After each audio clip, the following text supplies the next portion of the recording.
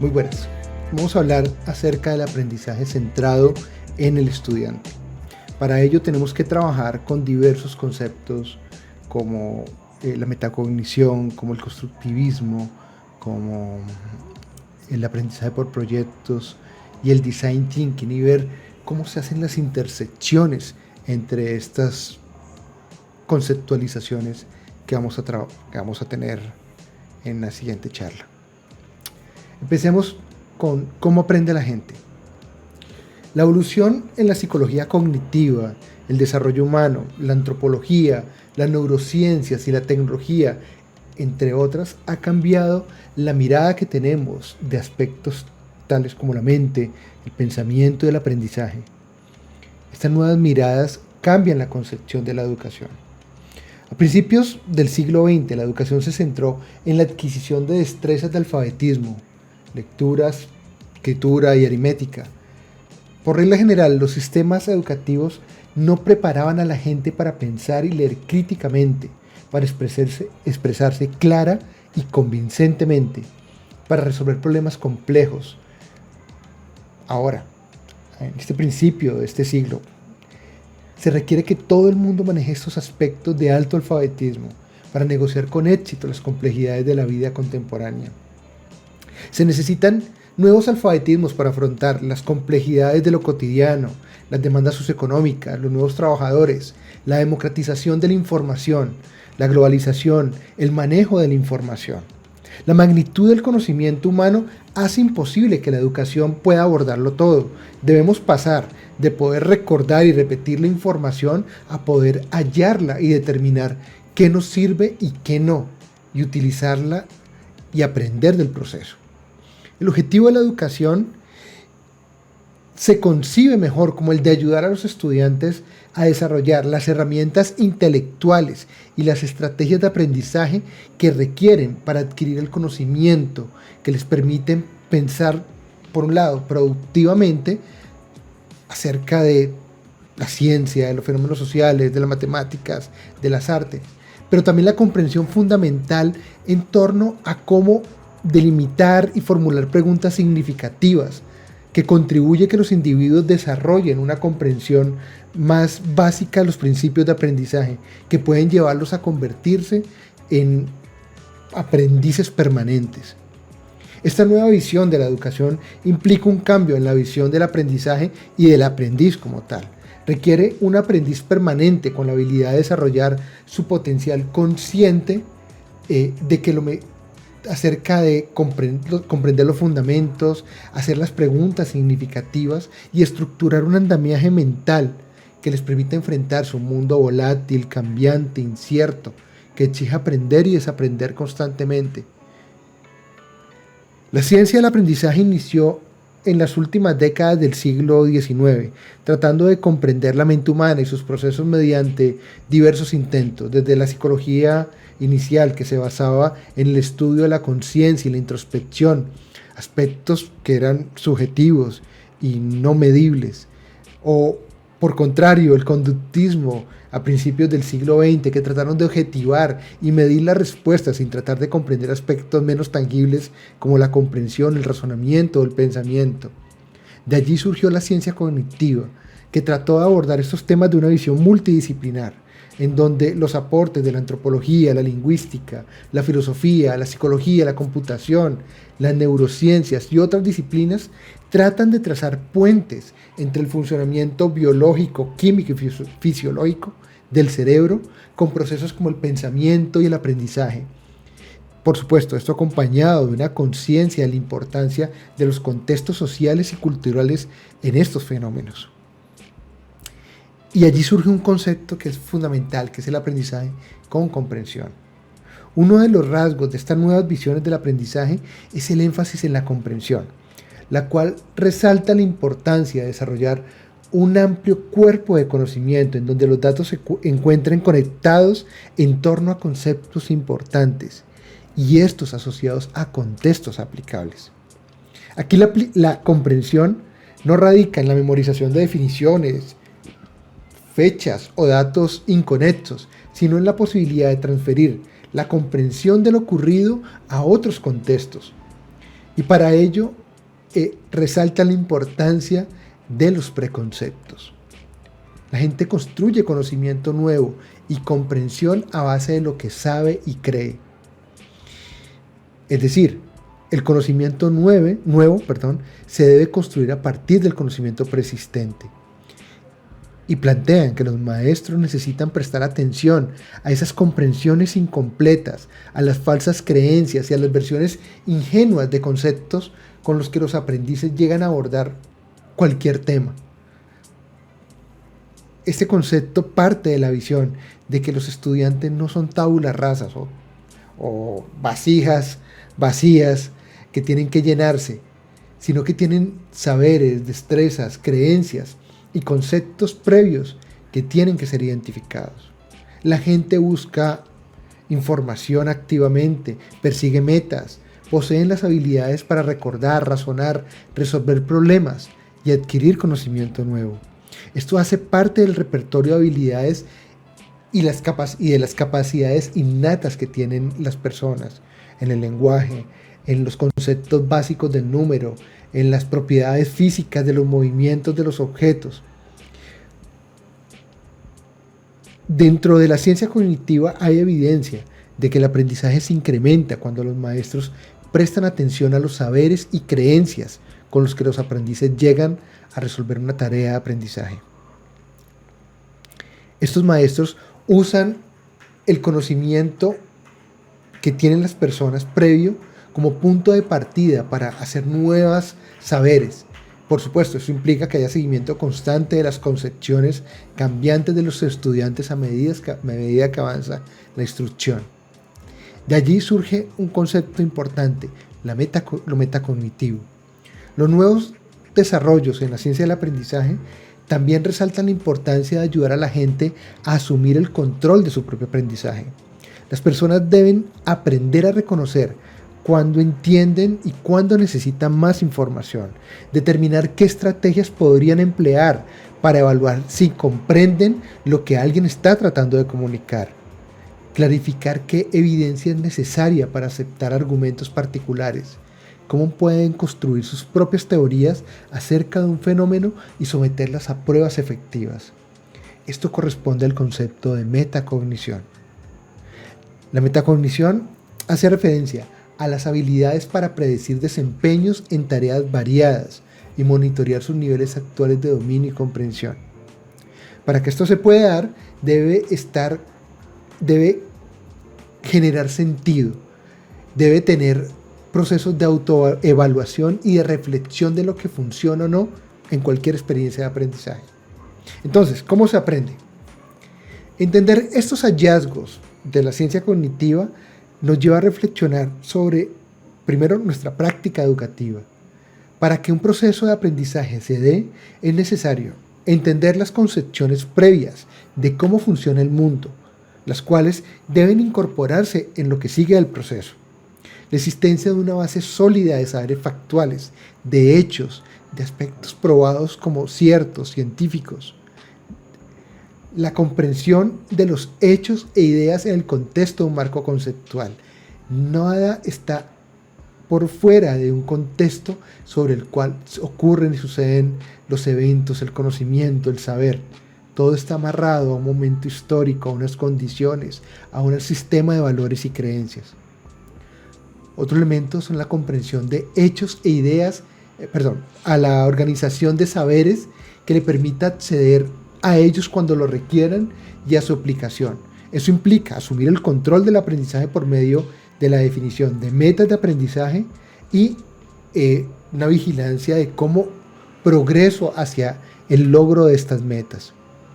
Por el otro lado, de la enseñanza se requiere asumir al niño como un ser con ideas previas de cómo funciona el mundo y con habilidades para aprender, indagar sobre el pensamiento de los estudiantes, cambiar el modelo de cubrir superficialmente muchos temas a otro en donde exista suficiente profundidad en los fundamentos. Es decir, más que un océano de conocimiento de 1 centímetro de profundidad, es tener profundidad en los conceptos, aunque sean pocos, porque a través de los fundamentos se crea el conocimiento. Esto exige también un maestro que conozca el tema. Y por otro lado, pensarse la evaluación, es decir, contar con métodos de evaluación formadora que propicien y examinen la comprensión como tal. Eso implica reconocer la incompatibilidad que hay entre la evaluación profunda, que es la que se plantea, versus la estandarizada o cuantificable, o solo poder dar una nota numérica sin permitirle un lugar para ayudar a mejorar los procesos de aprendizaje.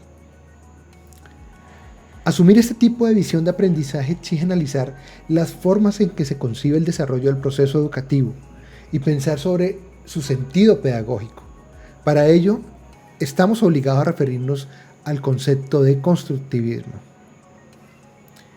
El constructivismo es una corriente pedagógica que brinda las herramientas al alumno para que sea capaz de construir su propio conocimiento. Desde esa perspectiva, considera el aprendizaje como un proceso de construcción interior, permanente y dinámico, que usa las ideas previas y que con ayuda del docente las transforma en estados elaborados para su propia construcción del conocimiento. Por supuesto, esto modifica la relación que hay entre estudiantes, docentes y herramientas o material o contenido. Estamos hablando que en el constructivismo hay una clara demarcación de los roles del acto educativo. Por un lado, exige estudiantes responsables y empoderados de su proceso de aprendizaje, que son capaces de tomar las decisiones de qué aprende, cómo lo realiza, en qué lugar, en qué espacio lo efectúa, cuándo lo hace y a quién recurre como soporte de su proceso. Nos referimos también a un estudiante que debe tener unas competencias intrapersonales de trabajo en equipo, empáticas, de reflexión y comunicación, actitudes de emprendimiento y un compromiso ético, de respeto, de responsabilidad, de autodisciplina. Esto es lo único que le va a permitir a esos estudiantes alcanzar los saberes estructurados en ese proceso educativo. Por otro lado, estamos ante un docente que se comporta como un mediador y regulador del proceso de enseñanza y de la interacción. Establece metas, por un lado, regula contenidos, promueve la cooperación y la colaboración. Este docente tiene como responsabilidad guiar a los estudiantes en el acceso al conocimiento y a la información. Es el responsable de explotar las posibilidades comunicativas, por un lado, de las herramientas, de los recursos que va a poner a disposición a sus estudiantes, encargado de monitorear y retroalimentar a su estudiante y crear vínculos fuertes que le permitan que ese proceso se dé lugar. Ese encuentro entre docentes y estudiantes no necesariamente está enmarcado por una temporalidad o un espacio definido. Por ejemplo, en el caso de la educación virtual, el estudiante es el que administra sus tiempos de estudio, cómo y cuándo se acerca a los materiales, y esto queda a disposición de ese estudiante. Por lo tanto, ese material tiene que ser estructurado, demarcado y autocontenido, y deben atender a unos objetivos de aprendizaje bien delimitados. Y aquí entramos al otro elemento, que es la didáctica. Cuando hablamos de los materiales didácticos y de los ambientes de aprendizaje, estamos hablando de qué se va a facilitar y mediar para que ese proceso educativo se desarrolle adecuadamente. Estamos hablando que diseñar una experiencia de aprendizaje implica un proceso constante de toma de decisiones. Por un lado, se debe tomar la decisión sobre qué espero que mis estudiantes aprendan y priorizar los saberes que mis estudiantes deben aprender a profundidad. Hablamos de saberes conceptuales, saberes procedimentales y saberes actitudinales. Debo también identificar los saberes previos o las representaciones mentales o preconcepciones que ha construido previamente el estudiante a lo largo de su vida sobre determinado saber. Estas preconcepciones son importantes, como lo hemos dicho antes, pues en algunas situaciones pueden llegar a obstaculizar los aprendizajes o también pueden potenciarlos. En ese reconocimiento de saberes previos también se hace necesario hacer una exploración de los saberes procedimentales o disposiciones que tienen los estudiantes. Por ejemplo, reconocer las formas de comprender y analizar un problema, cómo toman una decisión desde una postura crítica o no, cómo trabajan de manera colaborativa, cómo exponen una idea o un punto de vista, cómo reflexionan sobre diferentes situaciones o cómo organizan la información, incluso hasta algo tan sencillo como cómo siguen las pautas. Los saberes esenciales son fundamentales y deben ser fundamentales que los estudiantes sepan cuáles son para poder que tengan claros los caminos de aprendizaje que se van a realizar. Y las actividades que se plantean deben permitir a los estudiantes aprender esos saberes esperados. Esto implica la toma de varias decisiones. Una decisión, por ejemplo, de carácter didáctico, en donde me pregunto cómo voy a lograr que mis estudiantes aprendan lo que espero que aprendan. Esto se determina con el desarrollo de tareas que les permita alcanzar esos saberes o con estrategias que fomenten, no sé, el recuerdo de la información o actividades y consignas que permitan movilizar a los estudiantes en la solución de problemas, privilegiar el trabajo colaborativo en donde se puedan aplicar esos conocimientos esperados por medio de la resolución de un problema y, por supuesto, como hemos dicho, entender cuál va a ser la forma de evaluar y retroalimentar a esos estudiantes. La comprensión de todos estos aspectos permiten diseñar ambientes de aprendizaje que promuevan la comprensión por un lado, pero también nos dirige hacia una visión de la escuela y las aulas centradas en el aprendiz, es decir, espacios que comprenden las diferencias culturales, que entienden que el error es parte fundamental del proceso, las diferencias culturales, enfocada en el progreso individual y facilitando el diseño de tareas apropiadas. Esos ambientes de aprendizaje prestan atención a lo que se enseña y el por qué se enseña, es decir, la comprensión y cómo se desarrollan las competencias. Estamos refiriéndonos a una educación centrada en el aprendiz, en el conocimiento, en la evaluación y en la comunidad. Es un lugar en donde el aprendizaje basado en proyectos se estructura como el método natural para poder que esto se lleve a cabo. Entonces hablemos de aprendizaje por proyectos. Cuando hablamos de aprendizaje por proyectos estamos hablando de una estrategia de enseñanza en donde los estudiantes planean, implementan y evalúan proyectos que tienen aplicación en el mundo real, muchas veces más allá del aula de clases. El aprendizaje basado en proyectos se enfoca en un problema que hay que solucionar o en una tarea que se debe realizar. La idea fundamental en la solución de problemas o la realización de tareas es que éstas se construyen sobre el trabajo que hayan realizado anteriormente los estudiantes. Cuando se enfrentan a cualquier problema o tarea, se utiliza el conocimiento, las habilidades que ya han desarrollado previamente y el conocimiento adquirido en esos trabajos anteriores. Entonces, en el aprendizaje basado en proyectos presenta unas ciertas características. Una, es centrado en el aprendizaje. Por esta razón, los estudiantes son los que tienen el peso significativo, tanto en la selección del contenido, en la escogencia de los temas. El maestro debe asegurarse que los estudiantes entienden lo que están haciendo, por qué es importante y cómo lo van a evaluar. Estas características del aprendizaje basado en proyectos, en centrarse en el aprendizaje, contribuyen a que el alumno se motive y se comprometa activamente. Se requiere un alto nivel de motivación interna y de compromiso para que esto funcione.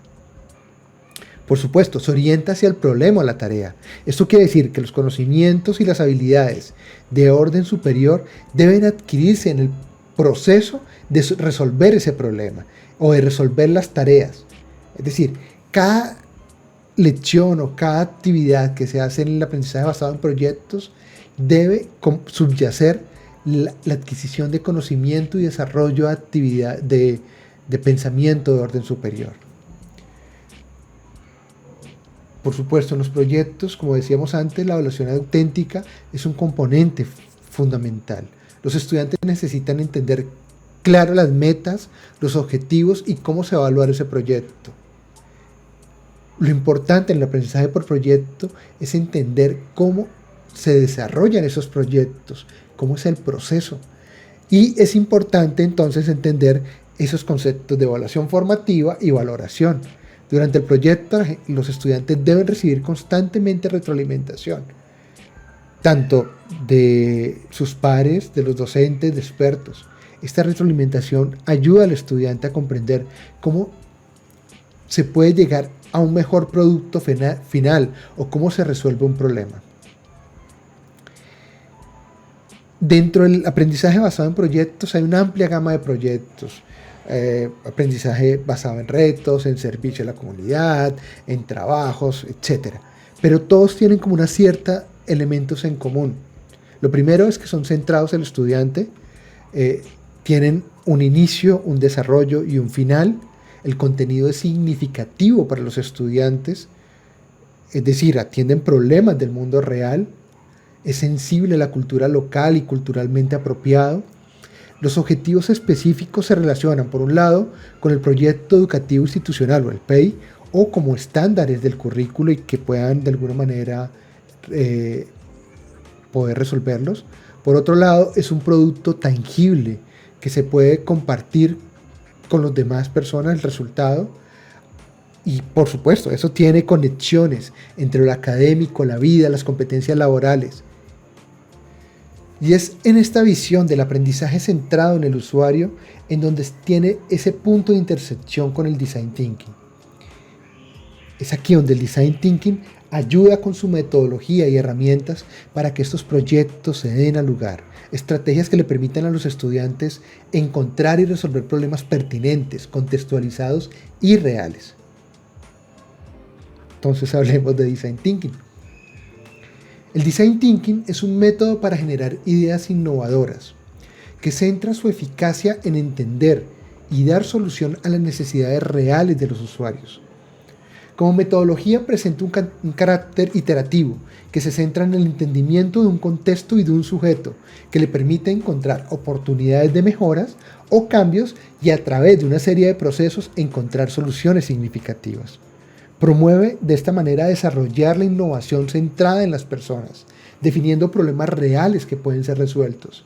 Para ello, centra tanto el diseño y las propuestas de solución del problema no tanto en el producto final, el cual pues solo se encuentra a partir de ese proceso de observación, análisis, reflexión y prueba. Partiendo de esta premisa, el error es parte del proceso, es una forma de aprender mientras se crea y busca soluciones que se adapten a las necesidades del sujeto.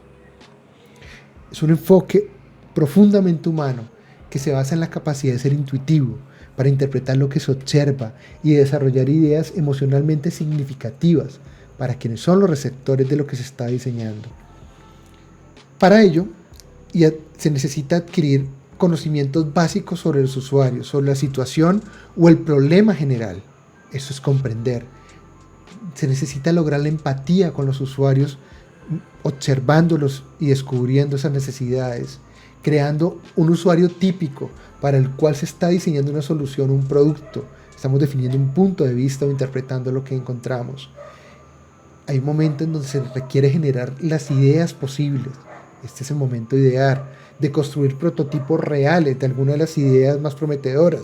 Es experimentar, es construir prototipos. Y por otro lado, un momento en donde se evalúa y se testea, en donde se aprende a partir de las reacciones de los usuarios con los prototipos si la solución es la más pertinente o no.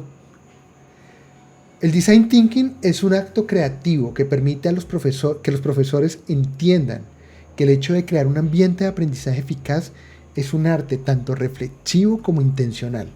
Si queremos cambiar la educación y aprender a hacerlo de forma relevante, más eficaz y más agradable para todos los involucrados, los profesores tienen que ser los diseñadores y rediseñadores de los sistemas escolares y de las propias escuelas. Este conjunto de herramientas proporciona métodos y procesos de diseño que fomentan la creatividad al enfrentar y resolver problemas de manera diferente, alternativa. Es un enfoque estructurado para la generación y la evolución de las ideas.